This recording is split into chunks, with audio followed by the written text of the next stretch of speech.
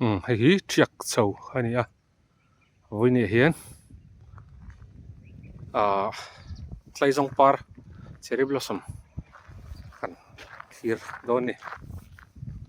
kal lengo ko vot to ra kan lumpon uam khop mai jacket nen lom tok fu ni hela hi thiak chho deuh khani a ki la khan a chaka khan pui fang then ma khan chol na umpa chol buk ai la khani a on to ba hian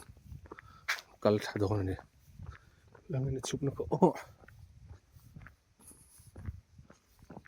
a chup na lai ko ka wak mu to lo ve anim ve ka mun le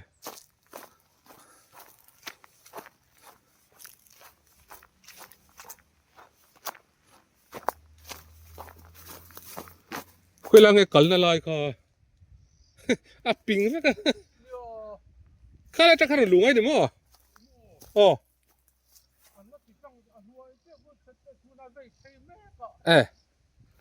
khala ta khara lu thak thei ti na mo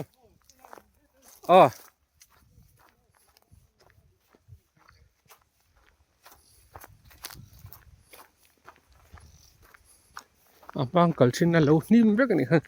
an sam me ka hi en kol ve nga yang re khop me tiang ho he nim hi tok chak si a ti ve deuh chen mai da ne la hi eng in nge ni so ta pi tra son ma jong kal thina so le tang son khu ta nuai mo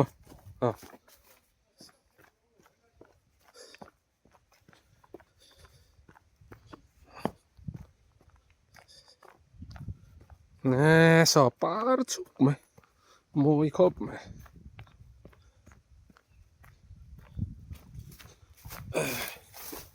so moi a thlang a tong kal chin mo kal tur bet po hriat lo pik lu tu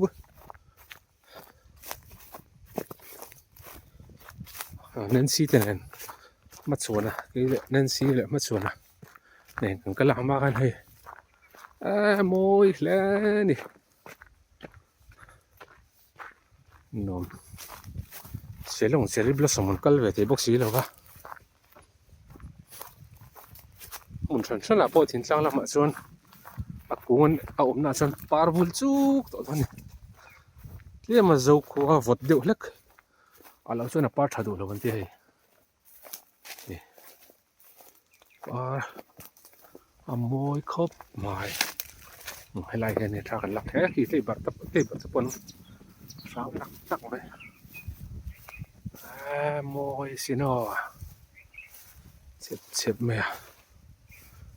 môi tắc này dân học phải xin hằng anh là sắm mấy cái chắc lắm bằng chị lại lại phòng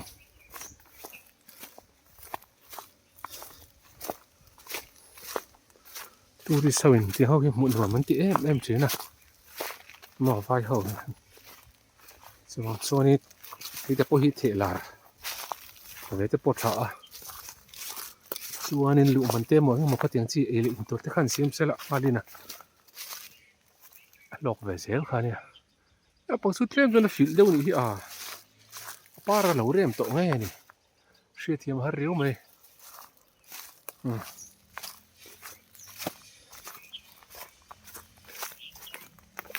nó sắm mấy cái này rồi khoai rì char char này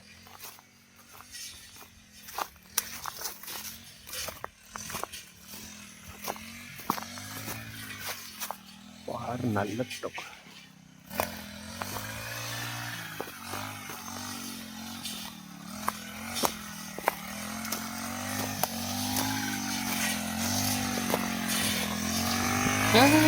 pikler ya apar hirem tran to tinami apat leve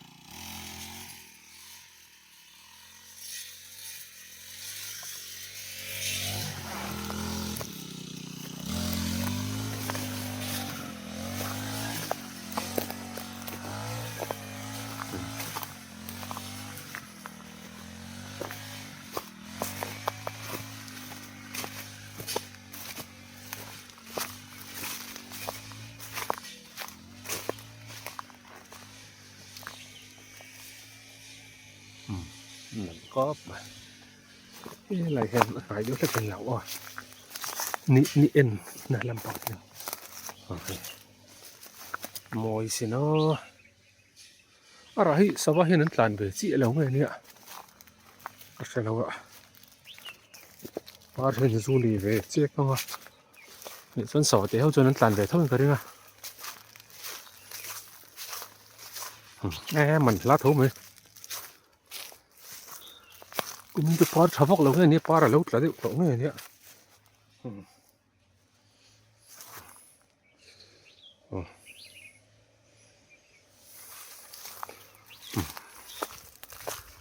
ai buộc lại với độ khởi trên này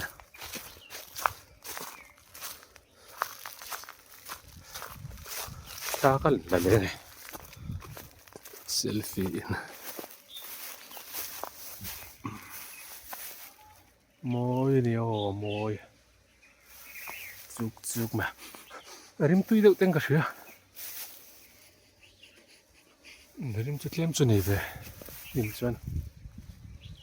môi khóc mày